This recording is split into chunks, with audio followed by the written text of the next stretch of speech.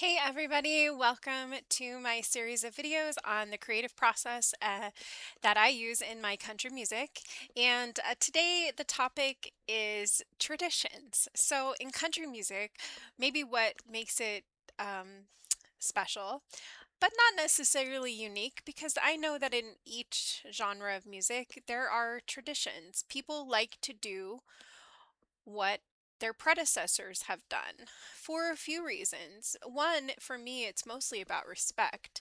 Also, it's a demonstration of my knowledge. It shows what I've been doing with myself. Okay, so you want to be a country singer, right? But you walk up to the Grand Ole Opry on Saturday night, say you're lucky enough to get a spot, which, is almost impossible. But say you do it and you show up and you've never heard of, I don't know, Minnie Pearl. Someone might ask you that question. Okay. They're going to challenge your understanding of country music. How well do you know country music? How country are you really? Okay. So I've known that for a long time.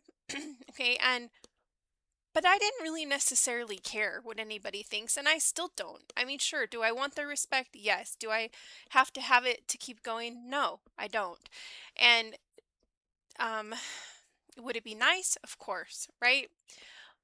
Everybody wants the respect of their peers, but there's value in giving that, and people don't like to help other people sometimes. Music business is notoriously cutthroat, literally.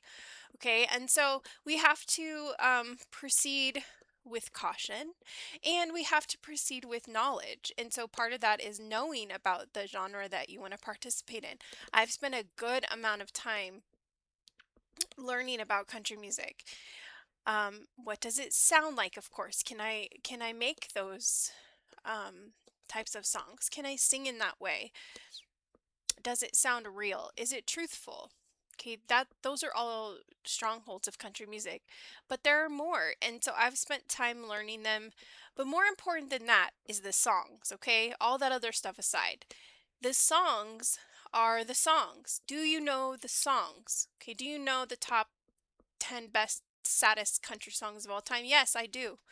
Can I sing them? The ones that I can sing in my key or whatever, where I sound the best.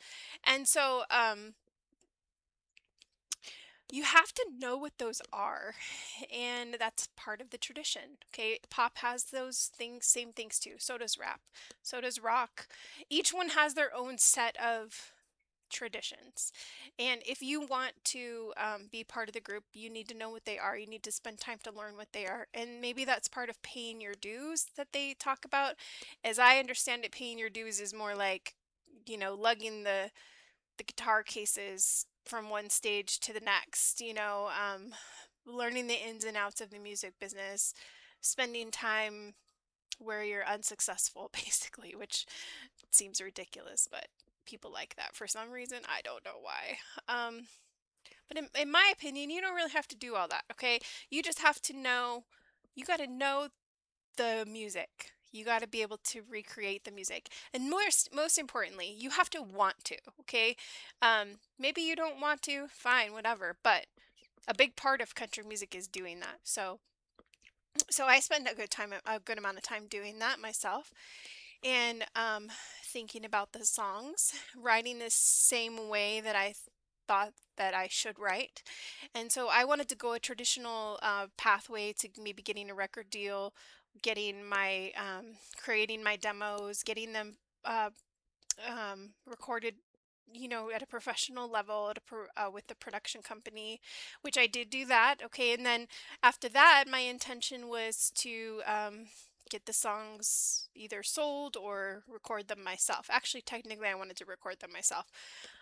But that's very expensive, and I am not signed by anybody, nor do I think at this point in my life anybody would sign me, although I'm not ruling anything out.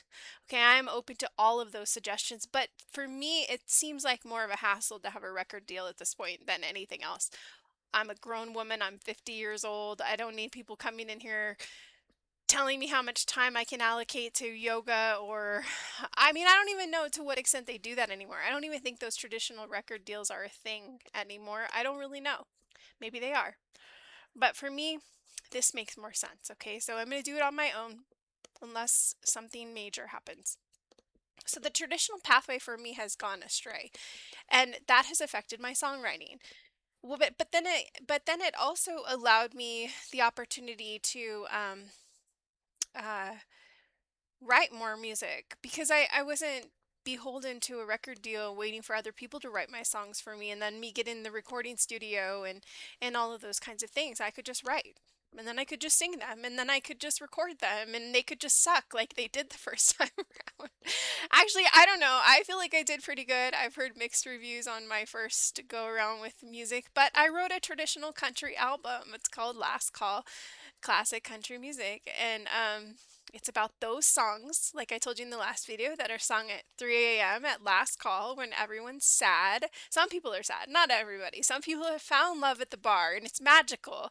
And that's great if that happened for you. But I'm talking about the people who it didn't happen for and the ones that don't have love, that are sitting waiting and sad and looking longingly over at the couple that's having a magical existence. And those are the songs I'm writing. Okay, so very particular. I wanted to have a way to describe it that people could understand and connect with, and I think I did that successfully. So that connects back to marketing, which is something, as I told you before, that I'm really interested in. I come from a business family where those things are important. In any case, I just really wanted to talk about the fact that traditions are important in any entertainment genre. It's a sign of respect, okay? It's a sign of command. Um, can you command the respect of your peers by having a historical account of the genre, but then also can you recreate those things because people like them? Okay, they sell, they make sense.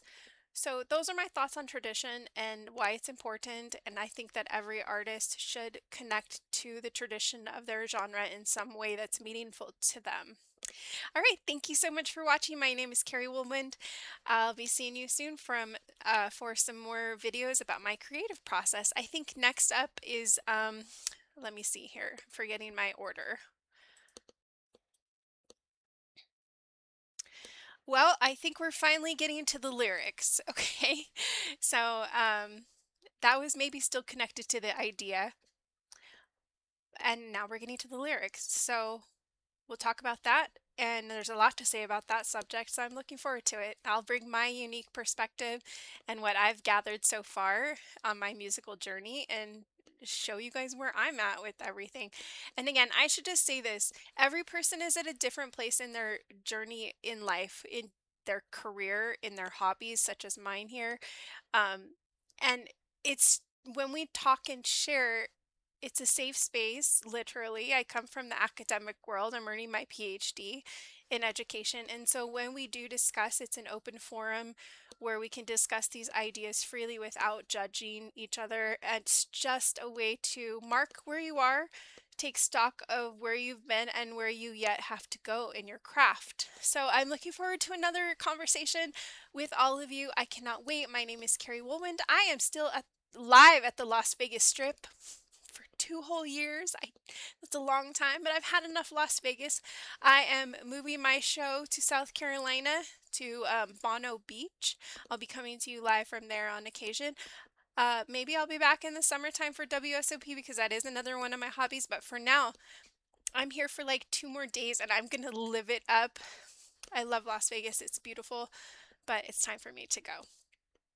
Another story for another day. And yes, it will make you cry. All right, goodbye. Thanks for watching.